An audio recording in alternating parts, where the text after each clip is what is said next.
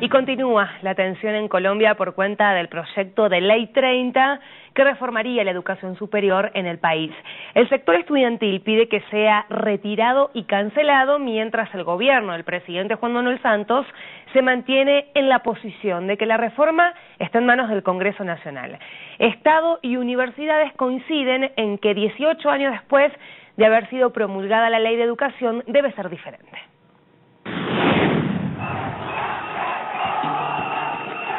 El inconformismo generalizado tanto en las universidades públicas como privadas fue evidente en las manifestaciones del 12 de octubre.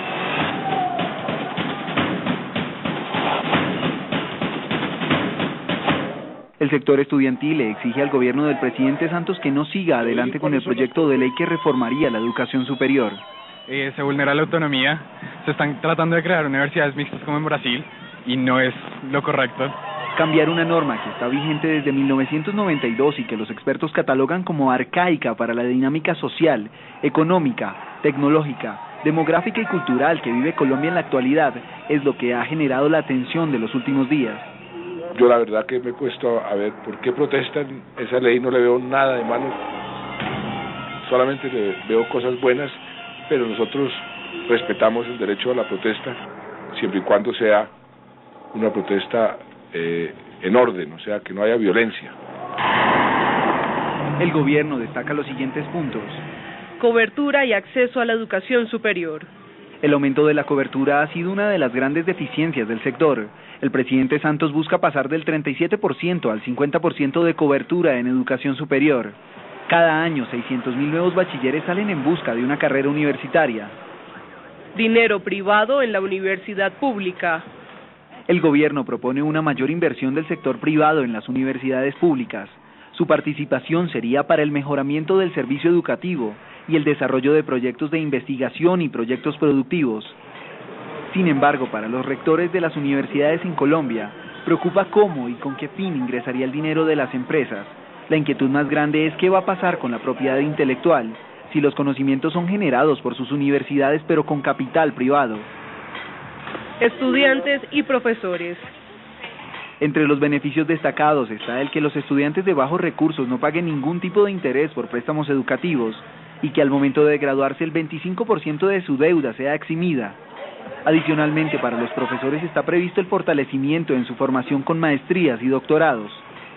Una de las críticas más significativas está el aseguramiento de la calidad, la acreditación y la evaluación de la educación superior. Los rectores insisten en que esto le da total capacidad sancionatoria al ministerio, lo cual puede llevar a abusos. Educación superior, un derecho y una oportunidad para todos los colombianos. 7 de la mañana y 28 minutos en Colombia, y la mañana fin de semana con los protagonistas de esta noticia. Desde la capital, Bogotá, nos atiende la ministra de Educación de Colombia, María Fernanda Campos. Señora ministra, un placer, por supuesto, que nos acompañe aquí en la mañana fin de semana. Bueno, 18 millones de dólares se van a destinar en esta reforma a la educación superior en Colombia hasta el año 2022. Mi pregunta es cómo se va a repartir este recurso y a qué está apuntando el gobierno del presidente Santos. El gobierno del presidente Juan Manuel Santos.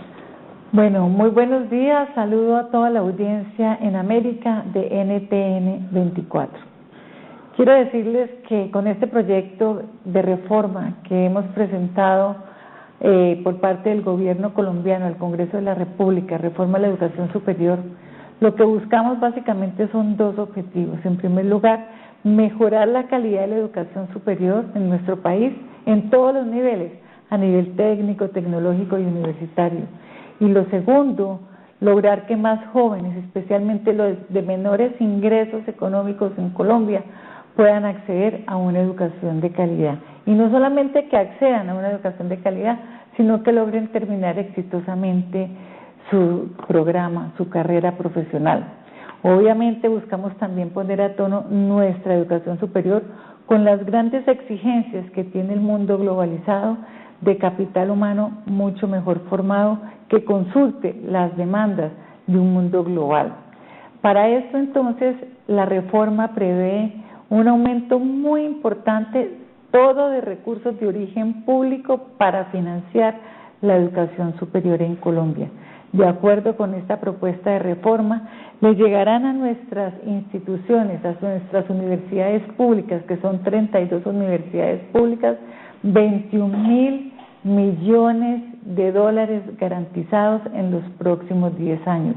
Y de estos 21.000 millones de dólares, 3.500 millones de dólares son nuevos, es decir, los aporta la reforma. La diferencia, los otros 3.000 millones, se irán directamente para subsidios a la demanda, subsidios a nuestros estudiantes, subsidios para crédito educativo, subsidios de manutención. Ministro, usted habla de 3.000 millones nuevos que aportará esta reforma a la educación, a todo el sistema educativo universitario de Colombia. Ahora, ¿ese dinero que se va a destinar es en definitiva coherente, cree usted, con las metas anunciadas en cuanto a la cobertura y también a la calidad de la educación colombiana? Bueno, siempre uno quisiera más recursos para poder financiar la educación superior. Nunca serán suficientes, sobre todo en un país pues que está en vías de desarrollo como es Colombia. Pero sin lugar a dudas el esfuerzo presupuestal, el esfuerzo fiscal que está haciendo el gobierno nacional para incrementar los recursos a nuestras instituciones, a nuestras universidades públicas es muy importante.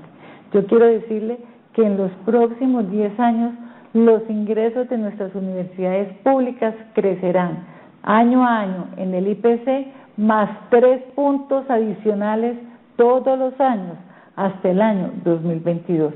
De manera que esto les da una garantía de recursos muy importantes que crecen todos los años en términos reales 3 puntos por encima de la inflación. Ahora, sin embargo, ministra, los estudiantes colombianos aseguran, y lo hemos escuchado durante toda esta semana donde hubo manifestaciones, que con esta reforma en definitiva se está mercantilizando la educación colombiana. ¿Qué le responde usted, señora ministra? Bueno, lo que le he venido diciendo a los estudiantes en todo este proceso de discusión es que están desinformados. Yo le quiero contar cómo se ha dado este proceso en Colombia. Hace 7 meses el presidente de la República, Juan Manuel Santos, lanzó una propuesta de reforma integral a la educación superior.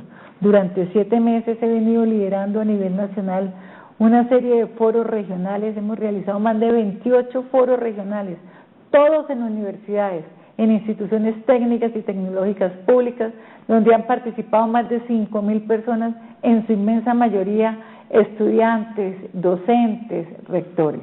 Pues bien, producto de esa discusión, hemos venido nosotros recibiendo retroalimentación, críticas, recomendaciones para mejorar la propuesta, y la semana pasada radicamos ya el proyecto de ley, que si uno lo compara con la versión inicial, se modifica el articulado inicial en más de un 60%. ¿Esto qué quiere decir? Que este Ministerio de Educación Nacional y que el Gobierno Nacional ha venido escuchando al sector y a los distintos actores de la sociedad para construir entre todos la mejor reforma posible para nuestra educación superior y para el futuro de los jóvenes de Colombia. Ministra, ¿usted tiene algún temor, y también el presidente Santos, de que este paro y esta protesta de los estudiantes colombianos se extienda como el caso de Chile, que ya llevan más de 5 meses de protesta? ¿Ante esto ustedes analizan alguna salida consensuada a este conflicto? Bueno, yo sí quisiera aclarar que la situación de la educación en Chile es completamente diferente a la situación de la educación en Colombia, particularmente a nivel de educación superior. Y yo le voy a dar unos pocos datos. En Chile, aproximadamente el 20% de los jóvenes van a una universidad pública. En Colombia, más del 55% de los estudiantes colombianos van y estudian en universidades e instituciones públicas. En segundo lugar, el costo de la matrícula entre una universidad chilena privada y una pública es bastante similar. En Colombia, el costo de la matrícula de las universidades públicas es totalmente subsidiada y está fijada en función de los ingresos de la familia. En tercer lugar, cuando uno mira los datos en Colombia, en la situación de nuestras universidades, más del 65% del presupuesto de las universidades públicas en Colombia los aporta el presupuesto general de la Nación con recursos de origen público. En Chile es más o menos el 17%. Y por último, el crédito educativo en Chile tiene una tasa de interés real que va entre el 2 y el 6%, pues de acuerdo con las modalidades. En Colombia, la tasa de interés real para los créditos para la población más pobre de Colombia es del 0%. Adicionalmente, en Colombia tenemos condonación de parte de un porcentaje del crédito. Un muchacho que tenga un crédito educativo y con ese crédito educativo termina una carrera técnica, tecnológica o universitaria, por solamente terminar su carrera se le condona, se le perdona el 25% del valor del crédito. Pero si además es un excelente estudiante, de acuerdo con las pruebas y las evaluaciones, las pruebas de estado que realizamos en Colombia, se le condona al 100% del valor del crédito. Y por último, pero no menos importante, se crea también a través de la ley, del proyecto de ley, un subsidio para manutención, que es un subsidio de 630.000 pesos semestrales, pesos colombianos, que le permite a ese joven pagar el transporte, pagar la vivienda o pagar su alimentación. Ministra, le agradecemos muchísimo. Estábamos hablando con la ministra de Colombia, María Fernanda Campos, sobre estas protestas que comenzaron en todas las ciudades de Colombia durante esta semana en rechazo a un proyecto de ley para modificar la educación superior que envió hace algunos días el presidente Juan Manuel Santos al Congreso Nacional, donde se va a dar el verdadero debate. Ministra, le agradecemos muchísimo, muy importante los datos y la explicación que nos acaba de dar. Me quiero contactar algunos minutos con Jairo Libreros para preguntarle, en definitiva, qué está pasando en América Latina en cuanto a la protesta social. Podemos afirmar que estas jornadas de los estudiantes, tanto los estudiantes chilenos como ahora los estudiantes colombianos, son una consecuencia de la primavera árabe. Creo que no son consecuencia de la primavera árabe.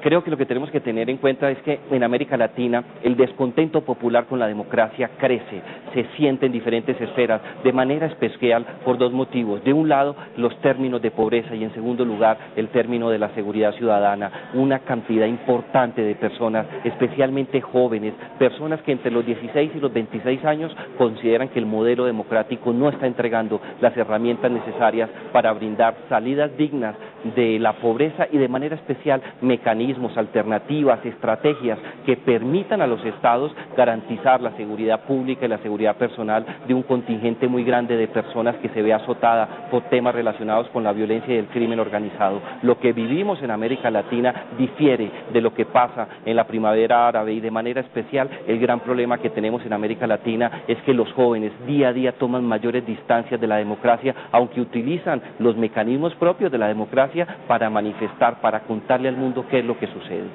Jairo, más adelante vamos